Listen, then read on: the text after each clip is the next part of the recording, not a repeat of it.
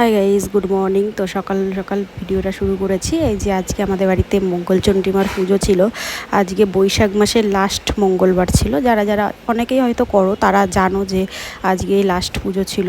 তো ওখানে আমি অনেক সকাল সকালে উঠে পড়েছিলাম। এখন সামথিং হয়তো 7:30 কি 7টা বাজে। আমাদের ব্রাহ্মণ আসার কথা ছিল 8টায়।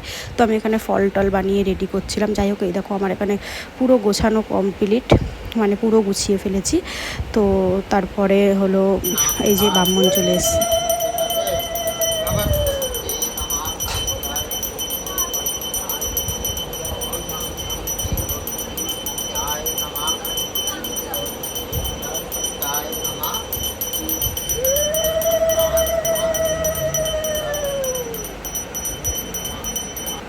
আর এই যে ফাইনালি এই যে আমাদের এখানে পুজো হয়ে গেছে।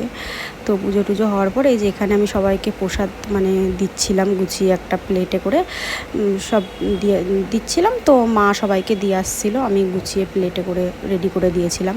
তো যাই হোক, সবাই জানো যে আজকে ভাত খাই না, তো আজকে আমাদেরও ভাত হচ্ছিলো না, ওর জন্য মা এখানে লুচি বানাচ্ছিলো। তারপরে এই যে করতে করতে চলে এসছে একটা পার্সেল।